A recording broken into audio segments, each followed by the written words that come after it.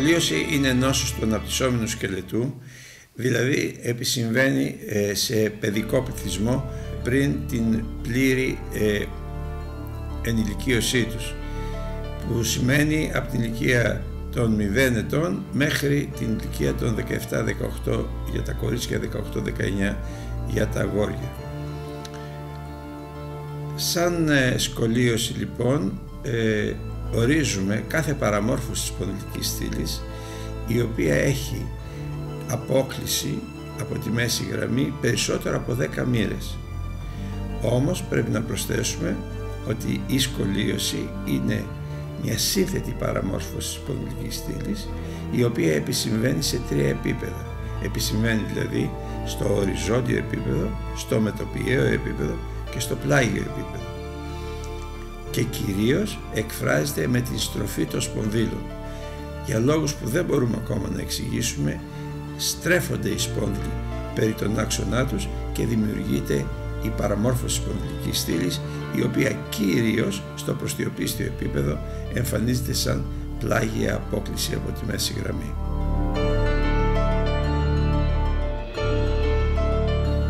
Η σκολίωση λοιπόν χαρακτηρίζεται από το ότι η μεγάλη κατηγορία, η συντριπτικά μεγάλη κατηγορία των παιδιών που πάσχουν από σκολίωση εμπίπτουν στην κατηγορία της λεγόμενης ιδιοπαθούς σκολιώσεως.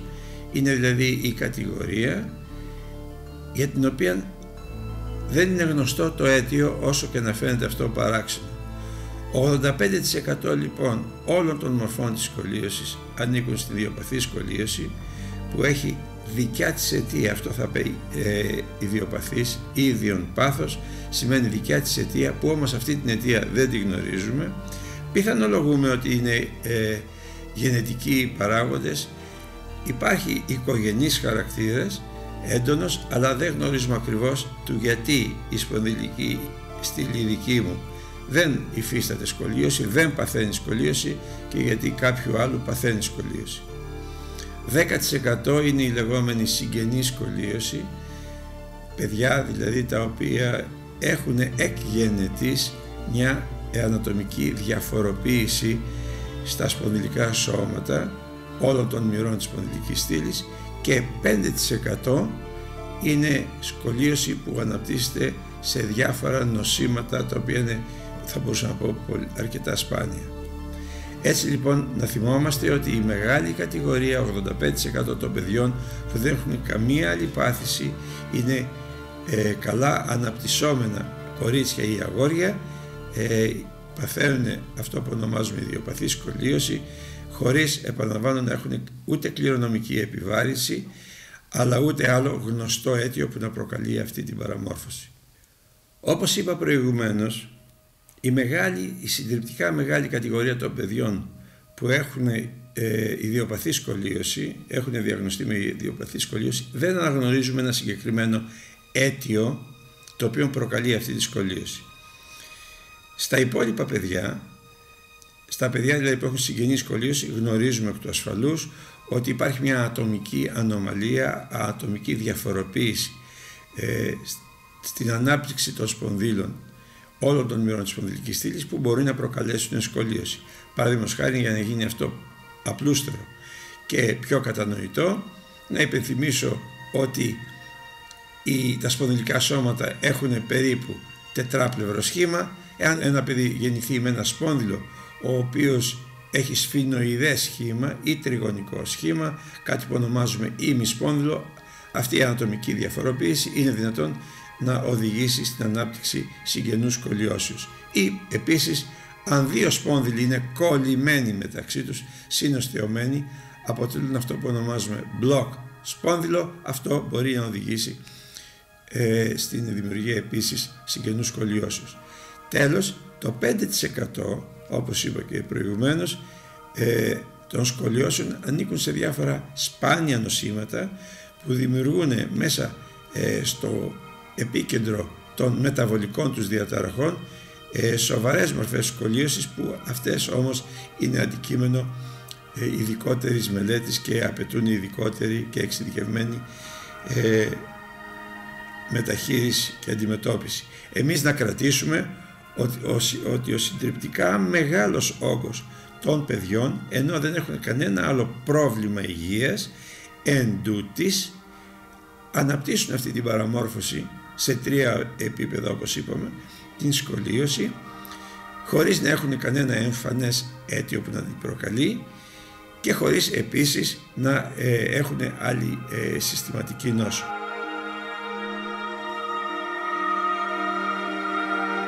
Πιθανολογούμε ότι οι γονιδιακοί παράγοντες είναι δυνατόν να ενέχονται σαν ως αίτια της σκολίωσης, ενώ επίσης οι οικογενείς παράγοντες, αν δηλαδή σε μια οικογένεια υπάρχει ένα παιδί με σκολίωση, είναι δυνατόν ή πιθανολογείται ότι και άλλα μέλη της οικογένειας δυνατόν να αναπτύξουν σκολίωση.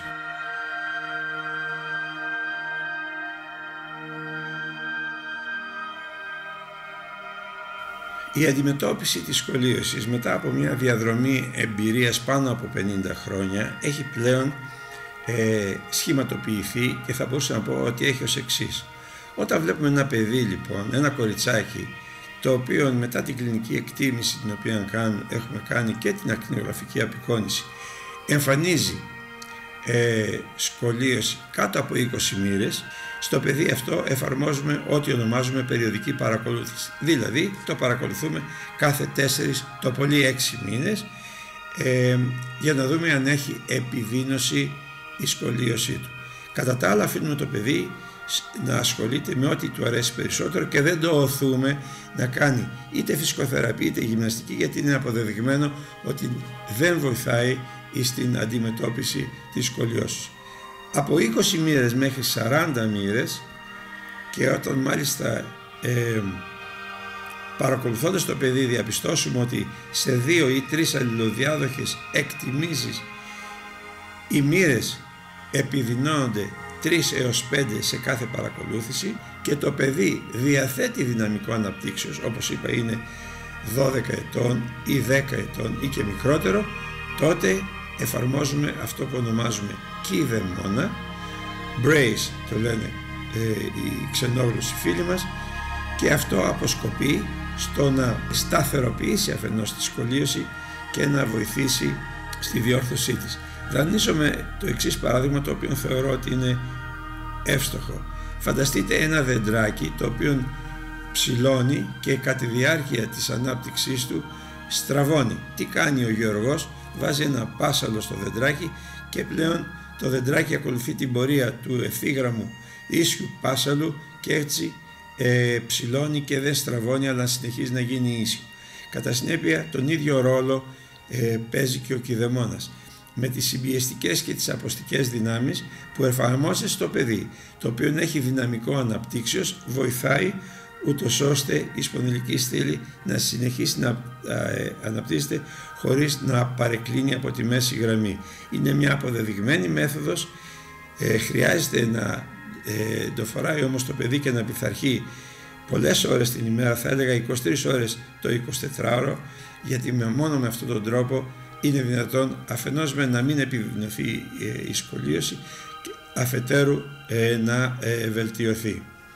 Τέλος, όταν για κάποιο λόγο η σκολίωση ξεφύγει από τις 40 μοίρες, είναι πάνω από 40, 45 και 50 μοίρες, τότε θέση έχει στη θεραπεία μόνο η χειρουργική αντιμετώπιση, που σημαίνει επεμβαίνουμε με ειδικά υλικά οστεοσυνθέσεως που διαθέτουμε και τα οποία είναι πολύ ισχυρά και πολύ αποτελεσματικά, ράβδι, κοχλίες, και αφενός μεν ευθυγραμμίζουμε πάλι τη σπονδυλική στήλη, ευθιάζουμε τη σπονδυλική στήλη, αποκαθιστούμε δηλαδή την φυσιολογική της μορφή και παράλληλα σταθεροποιούμε τη σπονδυλική στήλη σε βαθμό ούτως ώστε να μην υποστρέψει.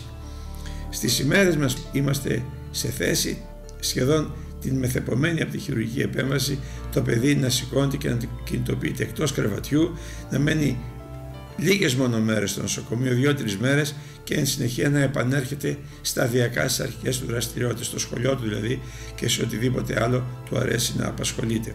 Και για τους γονείς οι οποίοι φοβούνται πολλές φορές Πολλά παιδιά προτιμούν αυτό από την συντηρητική αντιμετώπιση, δηλαδή τη μακρόχρονη θεραπεία με κηδεμόνα.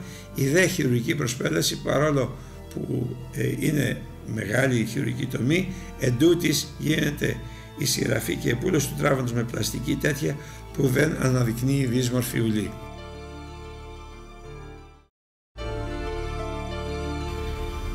Ο κόσμος εύκολα λέει ότι κάθε εμπόδιο είναι για καλό.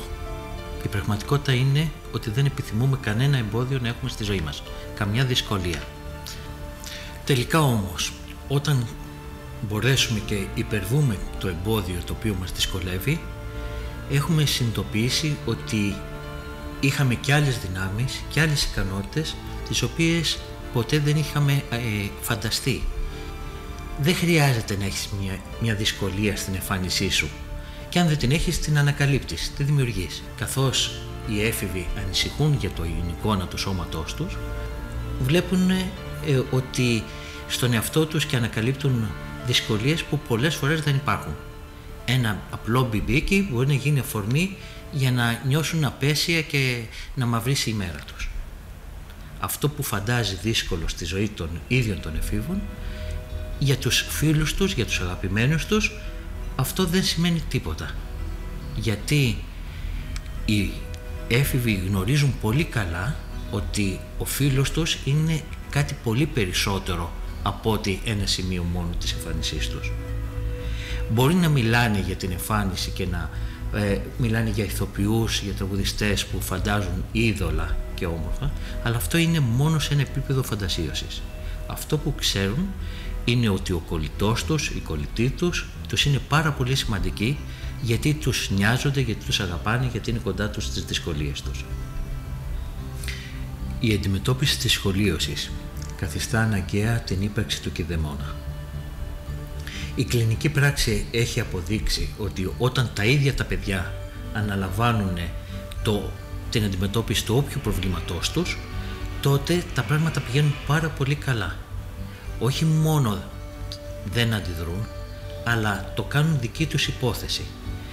Και μάλιστα αυτό δεν περιορίζεται μόνο στην αντιμετώπιση του όποιου προβλήματος της υγείας τους, αλλά αυτό γίνεται αφορμή για να πάνε περισσότερο καλά τη ζωή τους, περισσότερο καλά και από τα άλλα παιδιά. Αυτό μου είναι προσωπική εμπειρία, έχοντας δουλέψει με παιδιά και οικογένειες που αντιμετώπιζαν προβλήματα σπονδυλικής στήλης, ότι τελικά μπορούν να είναι πολύ πιο ικανά να διαχειρίζονται τη ζωή τους, να διαχειρίζονται τους στόχους τους, να ξέρουν να έχουν περιορισμούς σε κάποιους τομείς της ζωής τους, αλλά ταυτόχρονα να κρατούν τις επιθυμίες τους ανοιχτές.